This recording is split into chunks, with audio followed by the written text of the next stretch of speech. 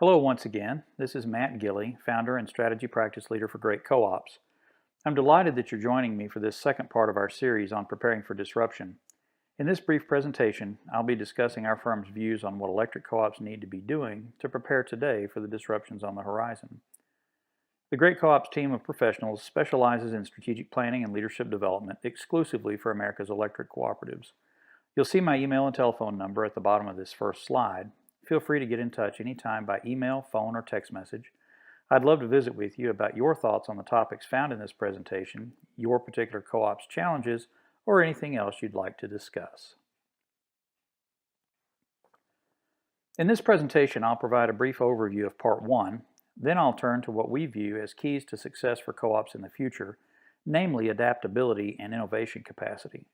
I'll then provide you with a discussion of the characteristics of highly adaptable and innovative electric cooperatives, followed by the threats to adaptability and innovation we see in co-ops. I'll then turn to what we call the Big Three co-op success factors, and I'll conclude with a discussion about co-op branding and how your brand can be a source of advantage for you in the new energy economy. We truly believe it's a new day for electric cooperatives. Since the 1930s, co-ops have done an amazing job of electrifying rural America and being a valued part of their communities. And while the traditional functions of a G&T or distribution cooperative will remain relevant for years, there will necessarily be a gradual yet significant shift toward new ways of doing business and a decreasing relevance of the old ways of doing business. Only those co-ops that embrace new ways of thinking about their business will flourish in the future. It's time for co-ops to develop strategies, cultures, competencies, and mindsets that move them well beyond the almost exclusive historical focus on being a poles and wire business. In fact, the future will belong to those electric cooperatives that envision themselves as innovative energy solutions providers. Said differently, our view as a firm is that the most successful electric co-ops in the future will be those that consider themselves to be energy technology companies that happen to be structured as cooperatives. Innovation and adaptability will be the keys to success in the new energy economy of the future. As you'll recall from Part 1, I covered several key disruptors that are affecting co-ops today and that will become even more significant over time. Many rural economies are struggling and dealing with declining incomes and dropping populations. Nationally, household incomes have been flat for almost 20 years when accounting for inflation. Demand for the industry's product, power, is projected to be flat or perhaps even decline somewhat, especially with regard to residential demand. There's a rapidly increasing penetration in the market by wind, solar, and storage technologies. Co-ops around the nation are facing a stampede of retirements, and member expectations are shifting. Residential, commercial, and industrial members have increasing interest in energy, the technologies related to it, and in working with their energy provider to find ways to lower their consumption, to save money, and reduce their environmental impact. This presents a complex puzzle for co-op managers, employees, and boards to solve. So what does all of this mean for electric cooperatives? In the upcoming times of high uncertainty and rapid change, your co-op's success will depend on its ability to adapt and innovate and to focus investments very strategically. This will require new competencies on the part of co-op employees at all levels and a renewed emphasis on the disciplined investment of capital. It will also require an almost obsessive focus on process efficiencies and member engagement. In other words, successful co-ops in the future will be those that figure out how to execute with excellence on both their current business model and those that are emerging. It'll be a delicate balancing act, but one that is certainly attainable with the right blend of approaches. The new economic realities co-ops are facing will beyond a doubt require them to increase their adaptability and innovation capacity. This slide provides some characteristics that are vital for the development of these two key skills. I'll spend a couple of minutes discussing these characteristics before turning to what our team believes are key threats to adaptability that we see in co-ops today. Then I'll share with you some thoughts on how your co-op can overcome those threats. First, co-ops simply must enhance their ability to both read the signs of change on the horizon and act on them, and they must do both quickly. The dynamic environment co-ops are facing simply will not allow co-ops to flourish if they're not very intentional about developing their organizational foresight and ability to execute quickly. Co-ops must also be more willing to experiment with new ways of doing business. For starters, they must be willing to embrace new technologies in their core business, especially those that improve process efficiency and member satisfaction and engagement. As we discussed in Part 1, members' expectations of their power providers are changing rapidly, and to ensure that members remain supportive champions of the co-op, co-ops are going to have to be much more focused on understanding their members, communicating with them effectively, and adopting the technologies they expect. Co-ops will also find themselves facing increasing pressure to develop new lines of business to satisfy the ever-changing energy and energy-related technology needs of their members. Co-ops must also learn to fail fast and learn from those failures. Far too many organizations ignore their sunk costs and continue plowing resources into failing ventures. Co-ops in the future will hardly be able to risk a long, drawn-out failure of a significant initiative. It's key at the beginning of new initiatives that co-ops identify a set of conditions that indicate it's time to admit failure and move on to conserve resources when a venture is not performing up to expectations.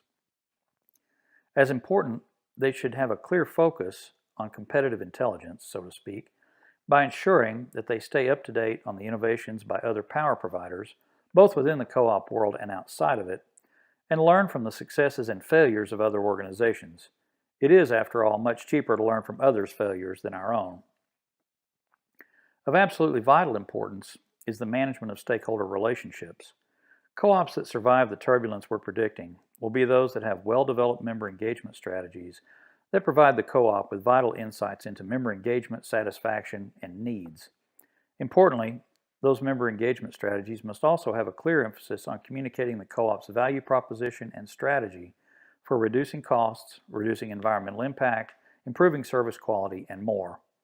Two-way communication between the co-op and its members will grow more important with each passing year. No stakeholder group is more important to the future success of co-ops than the employees.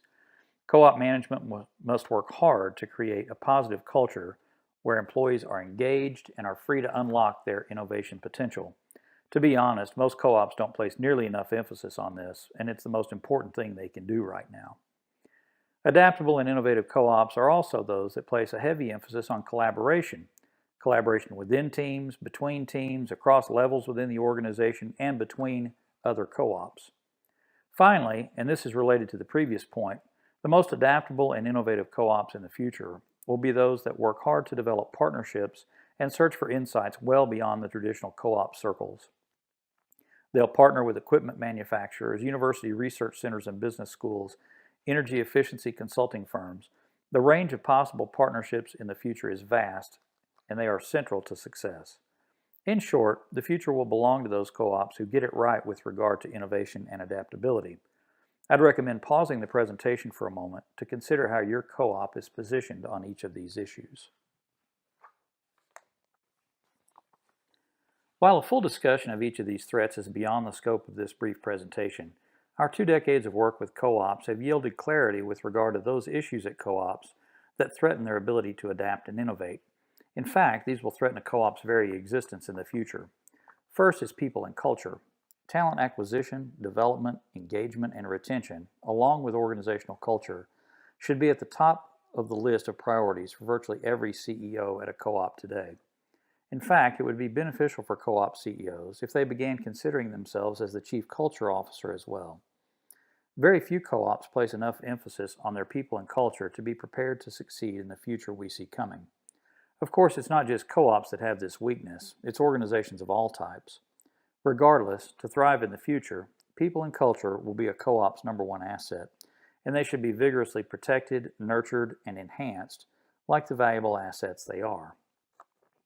Processes are another issue. Clearly, this topic could be discussed for hours. However, suffice it to say that co-ops must be fanatical about process efficiency and effectiveness across the board.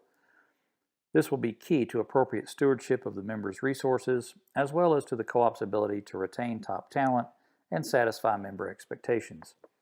As noted previously, member relations, engagement, and intelligence gathering will be vital for future co-op success.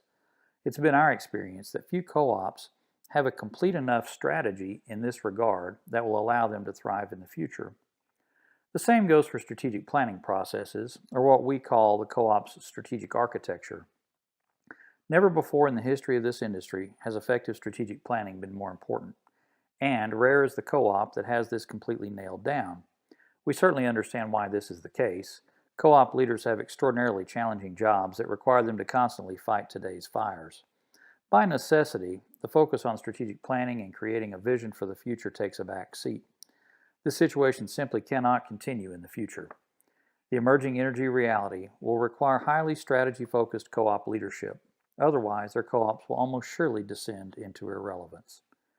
We'll talk more about this in a moment, but co-ops also need to reconsider their current brand and brand strategy if they are to prosper into the future. The most important thing co-ops can do right now to get ready for the future is to focus on their people, their culture, and their strategic planning architecture. Once these are where they need to be, the foresight, innovation capacity, and adaptability needed to thrive in the future will fall into place. But without them, nothing else will matter.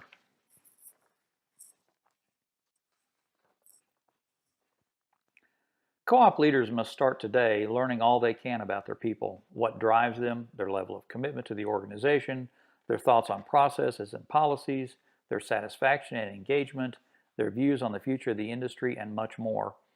Nothing short of a comprehensive strategy around employee engagement and data collection and analysis will yield the depth and breadth of insights required to transform the culture into one that will see the co-op succeed going forward. So, an obsessive focus on employees, culture, and data collection and analysis related to them is vital.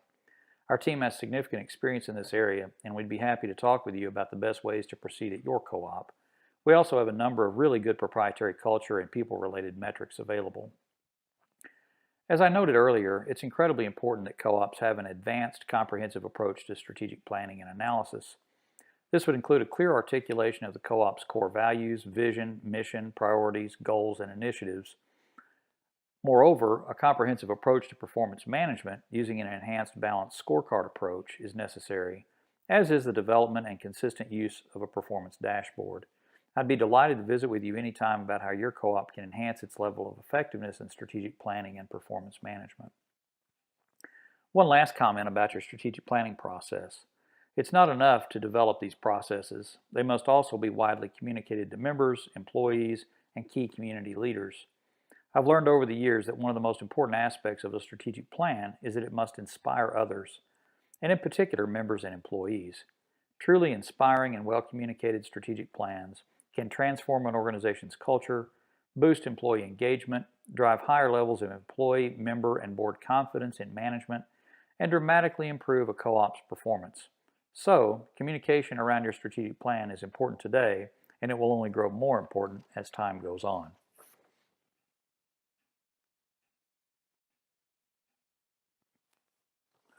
One last thing I'd like to address is your co-op's brand and reputation. It's time for every electric co-op to consider whether or not their current brand is a good fit with the industry's direction. Any organization's brand creates a mental model, so to speak, for members, employees, both current and prospective, other co-ops, potential business partners, and others. It tells them what you do, the value you create, how you see yourself, and how you see the world. How would employees and members describe your co-op currently? Do they view it as an innovative organization that is prepared to meet the challenges of the energy revolution? Or do they view it as an old-school monopoly with no incentive to innovate? Does your current brand facilitate the attraction of talent, partnerships, and resources that will be required to succeed going forward? Is it time to reimagine your electric co-op as a power technology company that provides the benefits of a cooperative business structure? I encourage you to consider these questions as you reflect on your brand.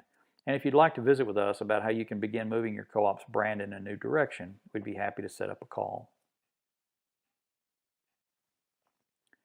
As you can see, our view as a firm is that the future is going to be challenging for co-ops.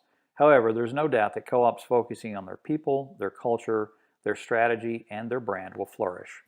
My team and I are here to help, so feel free to reach out anytime. We'd love to visit with you.